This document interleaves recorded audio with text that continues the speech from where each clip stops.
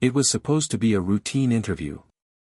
Piers Morgan had invited Denzel Washington onto his primetime show to discuss a new documentary about leadership, faith, and integrity in modern America. The trailer had already stirred buzz, with Denzel narrating powerful lines about truth, accountability, and public trust. But no one expected what would actually happen live on air. The studio lights were bright. The tension, unspoken, but real. Denzel sat calmly in a tailored navy suit, his presence dignified as always. Piers, ever the provocateur, smiled as he shuffled his cue cards. "Let's talk about truth," Piers began, leaning forward. "You've been outspoken about media manipulation, political corruption, and moral failure. Do you really think Hollywood has the credibility to talk about those issues?" There was a pause. The air froze. Even the crew behind the cameras stopped moving. Denzel's eyes narrowed, not with anger, but with a calm intensity that immediately commanded the room. "I think anyone with a conscience has the responsibility to talk about them," Denzel replied. "The problem isn't who's talking. It's who's listening, and who's profiting off the noise." Piers raised an eyebrow. "Are you accusing the media of fueling division?" Denzel leaned forward. "I'm saying some in the media profit more from chaos than from truth. And I think you know that." The camera didn't cut. The director didn't blink. The internet?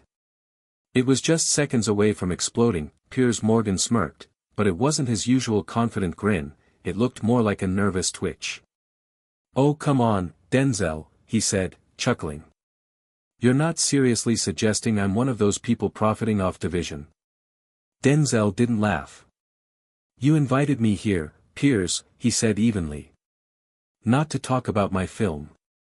Not to talk about my work. But to bait me into saying something viral. That's the game, right?" There was a murmur from the small live audience behind the cameras. Piers glanced toward the control room.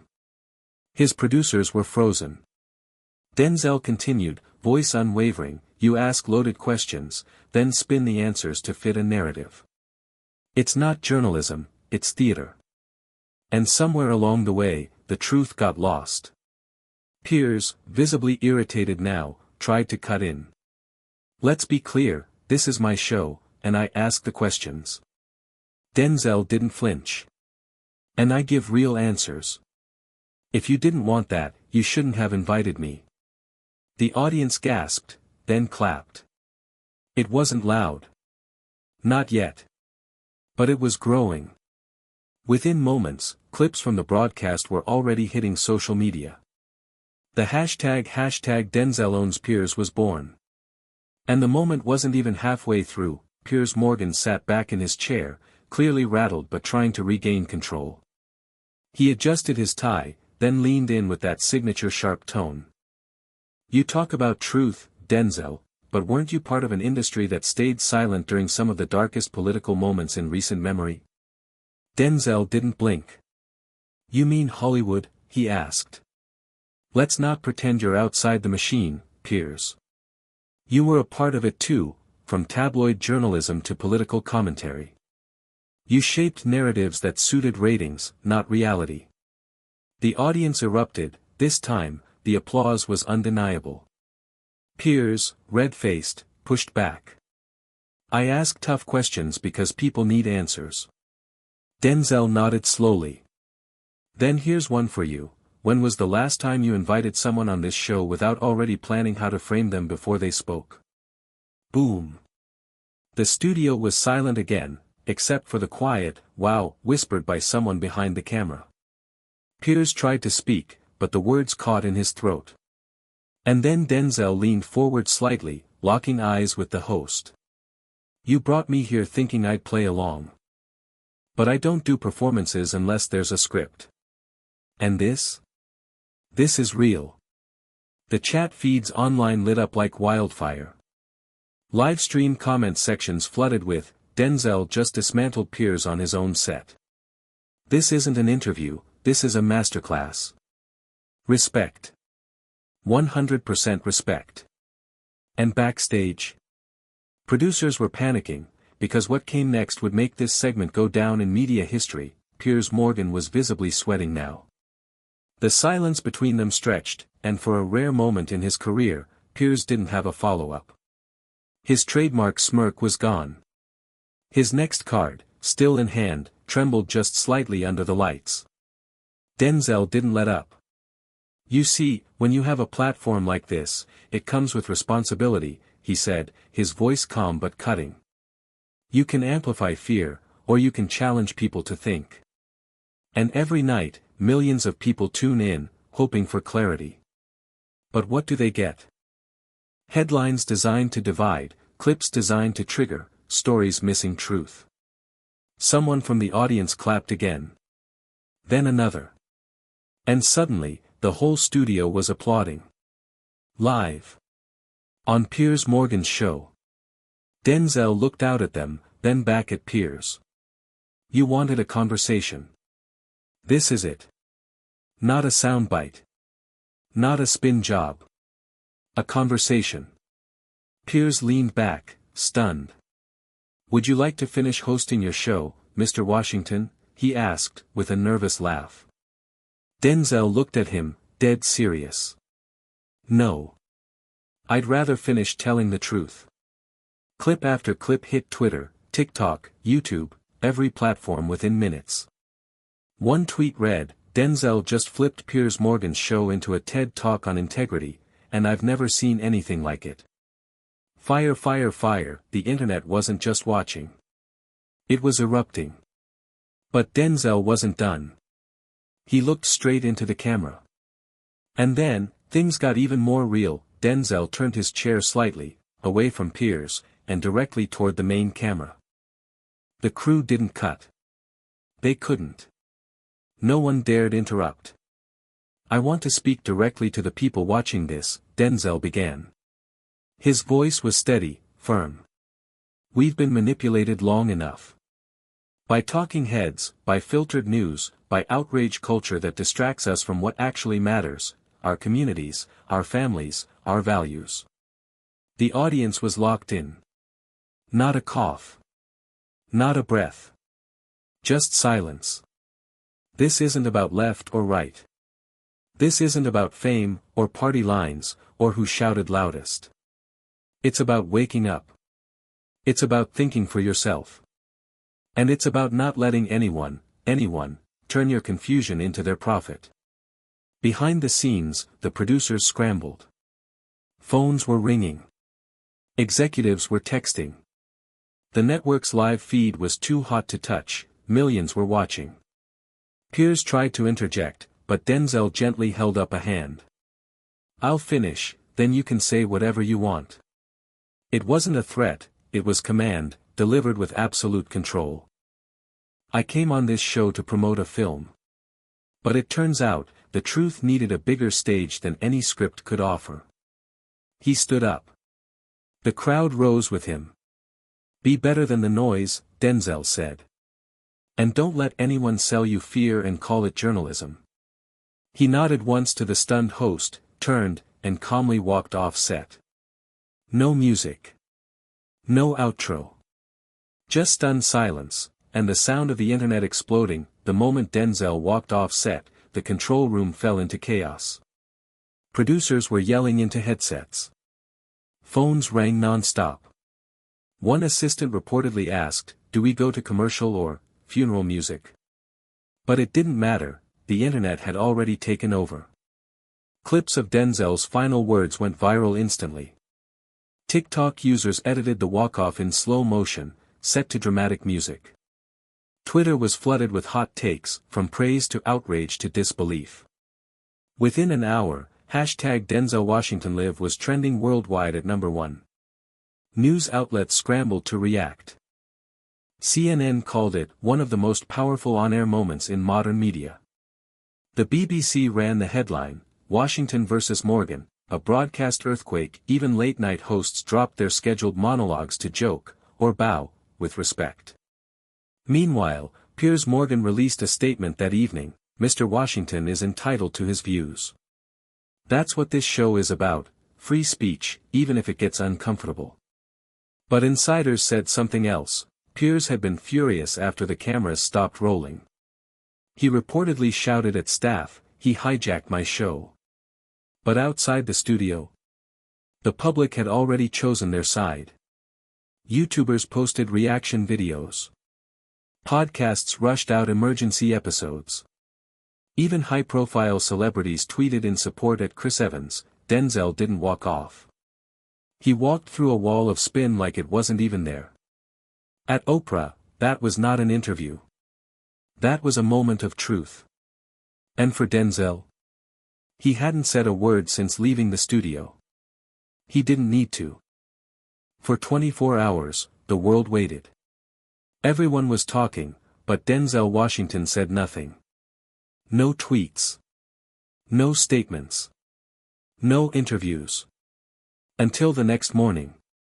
At exactly 9 a.m., Denzel posted a single video to his official accounts. No dramatic music. No fancy edits. Just him, sitting in a quiet room, looking directly into the camera. He spoke clearly and calmly. "I didn't plan what happened yesterday. I came to speak about a film. But the moment called for more. And sometimes, silence is complicity." He paused. "I have no hate for Piers Morgan. But I do have a responsibility, to speak when I know others feel like they can't.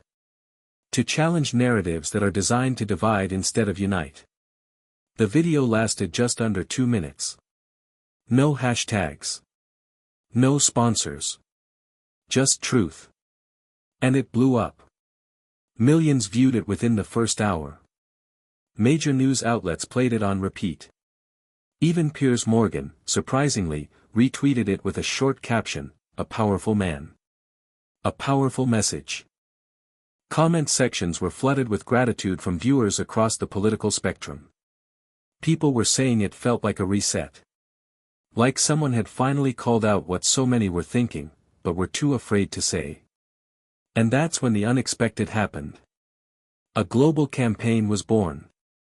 It started with a high school teacher in Chicago who told her students, "Today, we're watching the Denzel interview.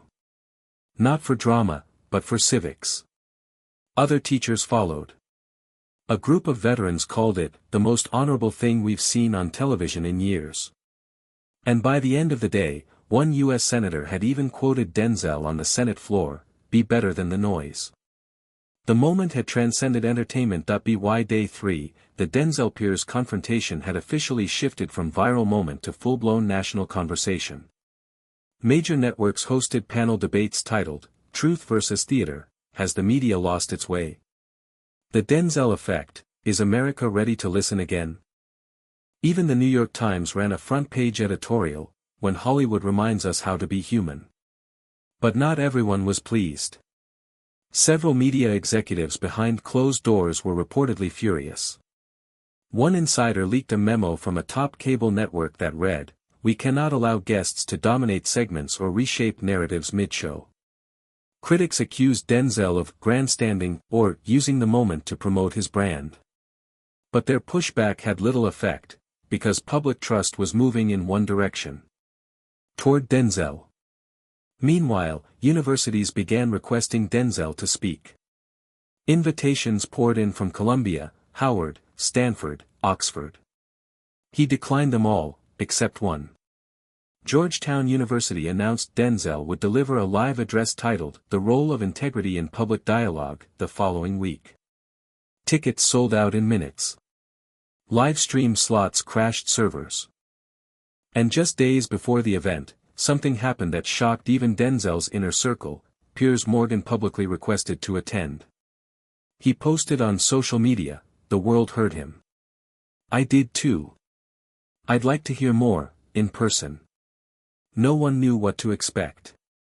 But everyone knew one thing, the next chapter was going to be even bigger. It was the most anticipated live event of the year. Georgetown University's historic Gaston Hall was packed, every seat filled with students, professors, journalists, veterans, actors, and public servants. The live stream drew millions globally. The hall went silent as Denzel Washington stepped onto the stage. No spotlight. No music. Just him and a microphone. He paused. Then he began. "I'm not here to perform," he said. "I'm here to remind us that honesty still matters, even when it's inconvenient." The audience was locked in. We live in a time where talking louder often gets more attention than speaking truth. Where being outraged is easier than being informed. But we cannot build a future on noise. He looked directly into the crowd. We've confused disagreement with hatred. Criticism with betrayal. And platforms with principles. That has to change. Applause rippled, then built into a standing ovation. And then, a moment no one saw coming, Piers Morgan stood up from the front row. He didn't interrupt. He didn't make a scene. He simply waited.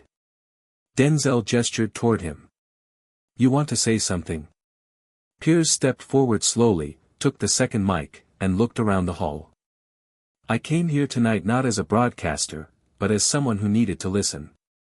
You challenged me. And I needed it." Gasps. Then silence.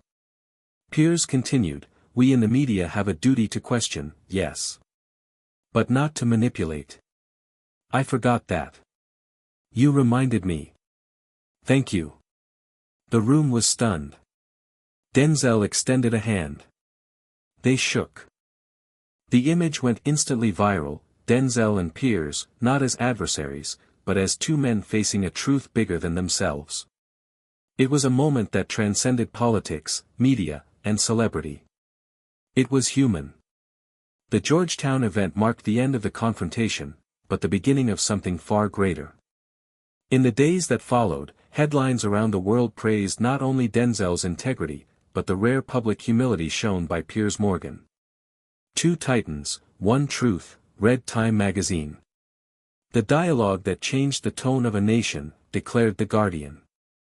Even Fox News and MSNBC, usually at odds, aired the full Georgetown speech without edits, a first in broadcasting history. Schools began teaching the moment in media literacy classes. Churches and community groups held forums to discuss its message. Hashtags like #BeBetterThanTheNoise and #TheDenzelMoment stayed trending for nearly a week. But Denzel didn't bask in the spotlight.